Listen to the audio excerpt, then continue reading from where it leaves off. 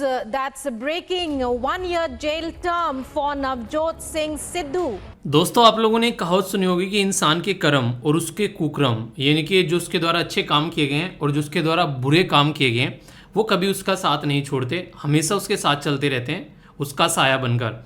कुछ ऐसा ही केस यहाँ पर देखने को मिला, जो केस लगभग 34 साल पुराना है, यानी कि 1988 में ये केस हुआ था, जिसमें से हम में से बहुत सारे लोग जो हैं उस टाइम पर पैदा भी नहीं होंगे। और उस केस का आज जो है बेसिकली अभी सुप्रीम कोर्ट के द्वारा डिसीजन दिया गया है और उसमें सिद्धू साहब को जो है 1 साल की सज़ा यहाँ पर सुनाई गई है, और वो भी रिग्रेस इम्प्रिजनमेंट, यानी कि उन्हें कहते हैं पूरी मेहनत मजदूरी करवाना जेल के अंदर, तो वो वाली सज़ा यहाँ पर सुनाई गई है। पूरा केस एक एक पॉइंट कर मैं आप लोगों को समझाने वाला हूँ, जिससे कि आप लोगों के माइंड में क्लैरिटी रहेगी, क्योंकि ये जो केस है यहाँ पर ये काफ़ी लंबे समय से चला आ रहा है और पहले भी इसके बारे में कई बार बातें हो चुकी हैं कि आखिर किस तरीके से मुद्दा यहाँ पर निकल कर आया।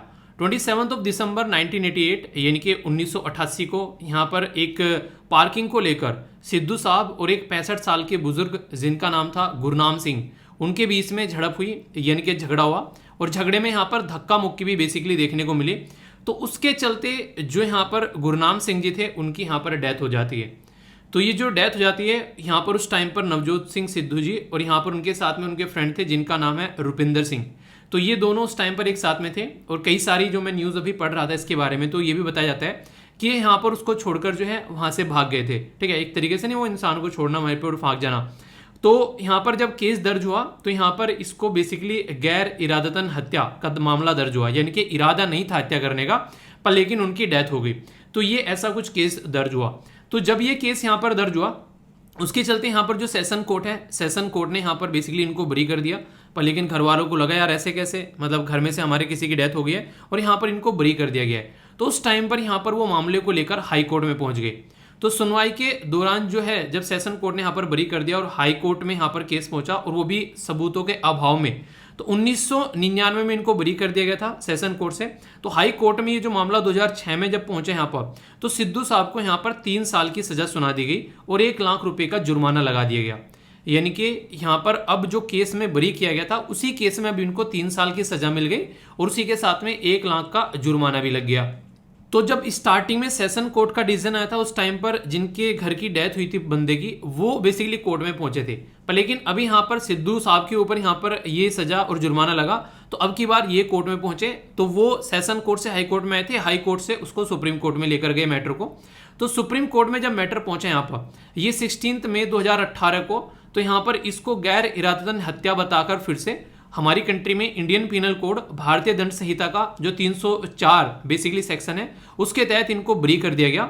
एक छोटी सी इनके ऊपर एक मतलब मामूली सा इनको बेसिकली वहां पर एक मुआवजा देने की बात की गई, शायद आई थिंक 1000 रुपीज, तो ये बोला गया यहाँ पर। ठीक है, और आईपीसी जो यहाँ पर 323 है, यानी कि चोट पहुंचाने के मामले में इनको दोषी ठहराया गया। ठीक है, हालांकि जेल की सजा नहीं हुई यहाँ पर, और इनको 1000 रुपए का जुर्माना देकर सुप्रीम कोर्ट ने यहाँ पर छोड़ दिया।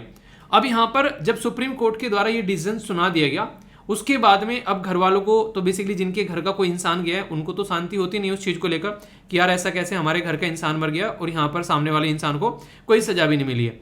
तो फिर से सुप्रीम कोर्ट का जो फैसला था उसी के खिलाफ यहाँ पर बोला गया बेसिकली पुनर्विचार करने के लिए, यानी कि एक पुनर्विचार याचिका दाखिल की गई। यानी कि जो डिसीजन आप लोगों ने दिया था, प्लीज रिक्वेस्ट है उस डिसीजन को फिर से आप लोग रिव्यू कीजिए कि हो सकता है उसमें कोई कमी खामियां रह गई हो, उसको फिर से देखकर आप लोग बताइए आखिर क्या हुआ।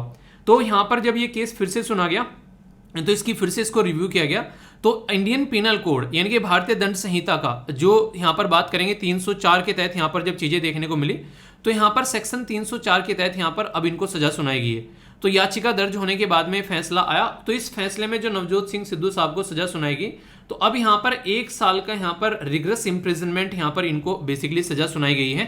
जबकि जो बुजुर्ग के घर वाले थे वो तो ये चाह रहे थे कि इनके ऊपर सेक्शन 304 लगे। 304 क्या रहता है, एक तरीके से यहाँ पर किसी इंसान का मर्डर कर देना, यानी कि जानबूझकर मर्डर कर देना, पर लेकिन वो यहाँ पर इनके ऊपर नहीं लगाया गया, क्योंकि जिस तरीके का एक पूरा केस था उसको ध्यान में रखते हुए अभी यहाँ पर इसका पूरा डिसीजन दिया गया है।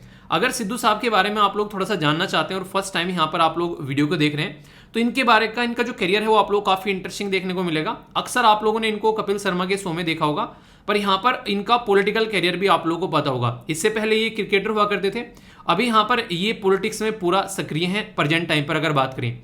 2004 में बीजेपी के टिकट से यहाँ पर अमृतसर लोकसभा से जीत कर आए।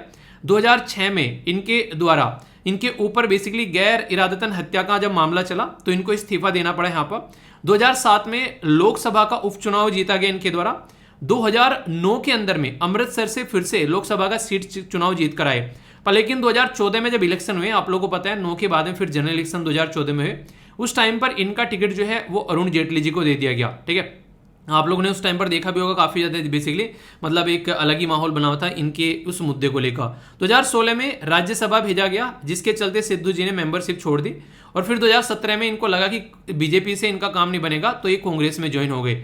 तो अमृतसर से यहाँ पर बेसिकली कांग्रेस में एमएलए बनकर यहाँ पर आए, अमृतसर ईस्ट से। ठीक है, इसी के साथ में 2017 में जो कैप्टन अमरिंदर सिंह की जो सरकार थी उसमें यहाँ पर इनको बेसिकली एक पर्टिकुलर मंत्री की पोस्ट मिली, पर लेकिन आगे चलकर इनका जो मंत्रालय बदल दिया गया, तो इसके चलते इन्होंने फिर वहां से भी एक तरीके से अपना जो इस्तीफा दे दिया मंत्रालय से। पर लेकिन अभी बताया आप लोगों को, यहाँ पर जो बेसिकली चीफ मिनिस्टर थे वही छोड़कर चले गए कांग्रेस को, पूरा ऐसा माहौल बना था पूरा, यानी कि फिलहाल जो है ये कांग्रेस के चीफ हैं पंजाब के अंदर में, ऐसा आप लोग यहाँ पर बोल सकते हैं। तो ये इनका आप लोगों को पॉलिटिकल कैरियर प्रेजेंट टाइम पर देखने को मिलेगा। तो ये पूरा जो केस है अब यहाँ पर बेसिकली पुनर्याचिका के बाद में अब नवजोत सिंह सिद्धू साहब को जो है वो 1 साल की सजा सुना दी गई है सुप्रीम कोर्ट के द्वारा। इसमें आप लोग की क्या राय है यहाँ पर, कि आप लोगों ने सुना होगा कि देर आए दुरुस्त आए, वो बातें हैं यहाँ पर।